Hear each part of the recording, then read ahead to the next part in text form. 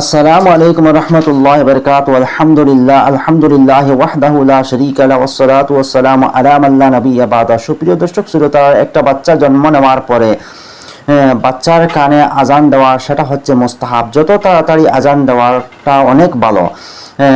এই আজানের ব্যাপারে, বাচ্চার কানে যে আজান দেওয়া হয় এ ব্যাপারে একটি হাদিস বর্ণিত হয়েছে, যেটা সুনানে আবু দাউদ এবং তিরমিজির মধ্যে এই হাদিসটি বর্ণিত হয়েছে। বর্ণনাকারী রয়েছেন হযরত আবু রাফি রাদিয়াল্লাহু তাআলা আনহু। উনি বলেন, রাআইতু রাসূলুল্লাহ সাল্লাল্লাহু আলাইহি ওয়াসাল্লাম আযানা ফি উযনিল হাসান ইবনে আলী হিনা ওয়ালাদাতুহু ফাতিমাতু বিস-সালাতি। উনি বলেন, আমি হযরত হাসান ইবনে আলী রাদিয়াল্লাহু তাআলা আনহুর কানের মধ্যে আল্লাহ রসুল আজান দিতেছেন, আমি এরকম দেখেছি। এই হাদিসের কিতাবের মধ্যে উল্লেখ করা হয়েছে।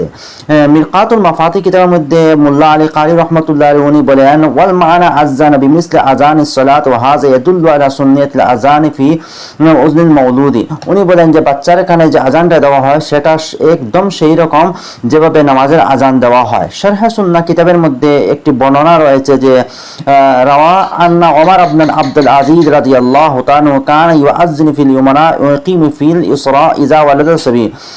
এই শারহ সুন্নাহ কিতাবের মধ্যে বর্ণনা রয়েছে যে হযরত ওমর ইবনে আব্দুল আজিজ রাদিয়াল্লাহু তাআলা আনহু উনি বাচ্চাদের কানে ডান কানে আজান দিতেন এবং বাম কানে ইকামত দিতেন। বাচ্চার কানে যত সম্ভব জন্ম নেওয়ার পরেই তাড়াতাড়ি আজান দেওয়াটা খুবই ভালো, কারণ যদি আজান দেওয়া হয় তাহলে শয়তানের অনিষ্টতা থেকে সেই বাচ্চাটি রক্ষা পাবে।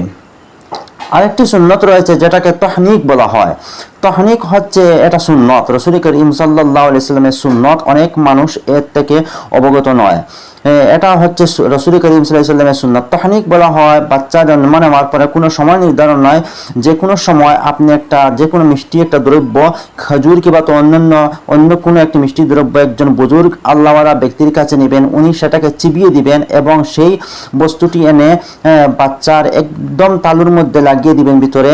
তাহলে তার থেকে যে একটু রস ভিতরে যাবে, তার থেকে সেই বাচ্চাটি বরকত পাবে এবং ফয়েজ পাবে। অর্থাৎ অলি আল্লাহ এবং বুজুর্গের মধ্যে যে ফয়েজ রয়েছে, যে বরকত রয়েছে, বাচ্চাটা চিরকাল তার থেকে এই ফয়েজ পেতে থাকবে। এটা আল্লাহ রসুল সাল্লাল্লাহু আলাইহি ওয়াসাল্লামের সুন্নত। সহিহ মুসলিম কিতাবের মধ্যে, হাদিসের কিতাবের মধ্যে একটি হাদিস বর্ণনা রয়েছে, যেটা বর্ণনাকারী রয়েছেন হযরত আয়েশা রাদিয়াল্লাহু তাআলা আনহা। উনি বলেন, আন্না রাসূলুল্লাহ সাল্লাল্লাহু আলাইহি ওয়াসাল্লাম কানা ইউতা বিস-সিবিয়ানি ফায়ুবাররিকু আলাইহিম ওয়া ইউহান্নিকুহুম। আল্লাহ রসুল সাল্লাল্লাহু আলাইহি ওয়াসাল্লামের কাছে বাচ্চাদেরকে আনা হতো এবং রাসূল করিম সাল্লাল্লাহু আলাইহি ওয়াসাল্লাম তাদের জন্য বরকতের দোয়া করতেন এবং তাহনিক করতেন। অর্থাৎ আল্লাহ রসুল খেজুর কিংবা তো অন্যান্য কোনো মিষ্টি একটা দ্রব্য চিবিয়ে বাচ্চার তালুর মধ্যে লাগিয়ে দিতেন এবং সেই রসটা তার ভিতরে চলে যেত। অর্থাৎ আল্লাহ রসুল সাল্লাল্লাহু আলাইহি ওয়াসাল্লামের যে বরকত, ফয়েজ, তা বাচ্চার মধ্যে চলে যেত। আজ পর্যন্ত সেই সুন্নত কেউ যদি পালন করে তাহলে নিশ্চয়ই বরকত পাবে। অর্থাৎ কোনো একজন আল্লাহওয়ালা বুজুর্গ ব্যক্তির কাছে খেজুর কিংবা তো অন্য কোনো একটি মিষ্টি দ্রব্য নিয়ে যাবেন, উনি সেটাকে চিবিয়ে দিবেন, তারপরে সামান্য বাচ্চার মুখের মধ্যে দিবেন, তার থেকে যে রস যাবে সেটা রস ভিতরে যাবে এবং সেই ওলি আল্লাহ কিংবা তো বুজুর্গের বরকত সেই বাচ্চাটি চিরকাল পেতে থাকবে। এই হাদিসের ব্যাখ্যা মিরকাতুল মাফাতিহ কিতাবের মধ্যে এসেছে, কওলুহু ইউহান্নিকুহুম বিতাশদীদিন নুন আই ইয়ামযাবুত তামরা আর শাইয়ান হুলুওয়ান সুম্মা ইয়াদুল্লুকু বিহি হানাকাহু। এখানের মধ্যে উল্লেখ করেছে যে আল্লাহ রাসূল সাল্লাল্লাহু আলাইহি ওয়াসাল্লাম খেজুর কিংবা তো অন্যান্য যে কোনো একটা মিষ্টি দ্রব্য চিবিয়ে দিতেন। এই মিরকাতুল মাফাতিহ কিতাবের মধ্যে এটি উল্লেখ রয়েছে।